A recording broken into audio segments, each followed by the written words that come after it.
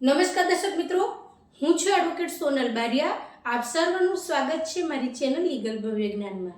દર્શક મિત્રો, એક મિત્રનો પ્રશ્ન છે કે મારા દીકરાનું અવસાન 3 વર્ષ પહેલા થયેલું છે અને મારા દીકરાને સંતાનની અંદર એક જ દીકરો છે. તો એ જે દીકરો છે એ અમે રાખેલ છે અને અમારી જે દીકરાની વહુ છે કે જે વિધવા છે તેમને બીજા લગ્ન કરી લીધેલા છે 2 વર્ષ પહેલા. એટલે કે મારા દીકરાના અવસાનના 1 વર્ષ પછી જ તેમને બીજા લગ્ન કરી લીધેલા છે.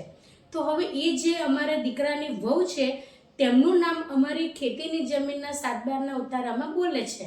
તો હવે અમારે એ નામને રાખવું જોઈએ કે કમી કરવું જોઈએ? કારણ કે જે દીકરાના વહુ છે તેઓ તૈયાર છે કે ખેતીની જમીનમાંથી તમે મારું નામ કાઢી શકો છો. તો અમારે આગળ શું કરવું જોઈએ?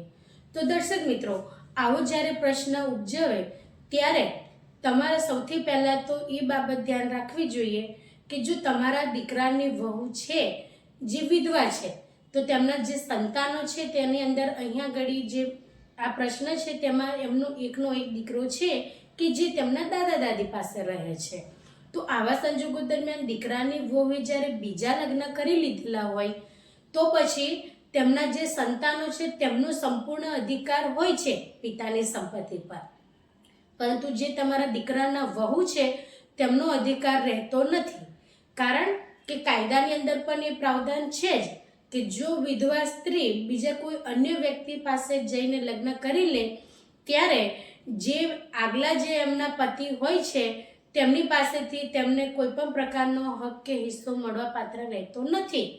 પરંતુ અહીં બાબત આવે છે કે તમારા દીકરાના અવસાન પછી એ જે બીજા લગ્ન કર્યા છે તેવા સંજોગો દરમિયાન તેમને હવે બીજા લગ્ન કરી લીધેલા છે એટલા માટે એમનો અહીંયા ગળેથી જે પણ મિલકતની અંદર હક હિસ્સો હોય એ મળવા પાત્ર રહેતો નથી. પરંતુ તેમના જે દીકરા દીકરીઓ હોય સંતાનની અંદર એમનો સંપૂર્ણ અધિકાર હોય છે. તો જો તેઓ તૈયાર છે કે ખેતીની જમીનમાંથી તેમનો પોતાનો જે હક હિસ્સો છે એ તેઓ ત્યજવા માટે તૈયાર છે, તો આવા સંજોગો દરમિયાન તમે એ જે તમારા દીકરાની વહુ છે તેમનો તમે અહીંયા ગળીથી હક કમી કરાવી શકો છો. તો તેની માટે તમારે જે તે તમારો જે સોગંદનામું છે તમારા દીકરાના વહુનું એમનું હયાતીની અંદર હક કમી થશે એમને એવું લખાણ આપવાનું રહેશે કે અહીંયા ગળી મારું જે પણ ખેતીની જમીનની અંદર નામ છે, જે પણ મારો હક હિસ્સો છે એ કાયદેસર રીતે હવે રહેતો નથી. કારણ કે તેમને એમના જે પતિ છે એટલે કે તમારા જે દીકરા છે તેમના અવસાન પછી તેમને પુનઃ લગ્ન કરેલા છે. તેથી આ જે જમીન છે તેની અંદર તેમનો કોઈ પણ પ્રકારનો હક હિસ્સો રહેતો નથી, જેથી કરીને તેઓ આ જે મિલકતની અંદર કે આ જે ખેતીની જમીનની અંદર તેમના ભાગનો જે હક હિસ્સો છે તે જતો કરી રહ્યા છે. આ રીતનું તેઓ હયાતીની અંદર હક કમી કરીને એ પ્રક્રિયા દ્વારા તેમનું પોતાનું નામ કમી કરાવી શકે છે.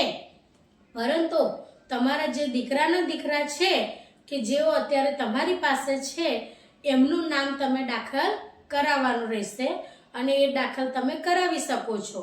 તો એ જ્યારે તમારા દીકરાનું અવસાન થયું ત્યારે તેમની વારસાઈ દ્વારા તમારા જે દીકરાઓનું નામ ના હોય તો એ જે તમારો એક જ દીકરો છે તો તેનું નામ તમારા દીકરાનું નામ જો ખેતીની જમીનની અંદર હોય તો એ નામના આધારે તમારે વારસાઈ કરાવવાની રહેશે અને તેના આધારે તમારા દીકરાનું નામ દાખલ કરાવવાનું રહેશે. અને જો તમારા દીકરાનું નામ ખેતીની જમીનની અંદર ન હોય તો તેમનું પણ એક સોગંદનામા સાથેનું એક પેઢીનામું રજૂ કરવાનું અને મરણનો દાખલો રજૂ કરવાનો કે આ જે વિધવા છે એ મારા આ દીકરી છે એમના દીકરાના જે વહુ છે તે થાય છે. તો એ રીતે તમારું એક પેઢીનામું રજૂ કરીને અને તમારા જે પણ વહુનું નામ ખેતીની જમીનની અંદર છે એમનું નામ તમે કમી કરાવી શકો છો. આમ તો સ્વાભાવિક છે કે તમારા દીકરાનું નામ હશે જ તો જ તમારા વહુનું નામ પણ ખેતીની અંદર હયાતીમાં હક દાખલ થયેલું હશે. એટલે જ્યારે વિધવા તરીકે તમારા દીકરી જે છે જે તમારા વહુ છે એમનું નામ તમે કમી કરાવો છો ત્યારે તેમના સંતાન રૂપે તમારા જે પણ હોય દીકરો કે દીકરી તેમનું નામ દાખલ થઈ જશે. એટલે આની અંદર જો તમારા જે વહુ છે દીકરાના તે પણ તૈયાર છે, તો તમારે કોઈ પણ પ્રકારની બીજી બધી તકરાર નહીં થાય અને સરળતાથી તમારા જે દીકરાના વહુ છે તેમનું નામ નીકળી જશે.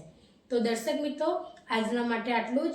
જો વિડીયો સારો લાગ્યો હોય તો તેને લાઈક કરજો, શેર કરજો અને ચેનલને સબસ્ક્રાઈબ કરજો.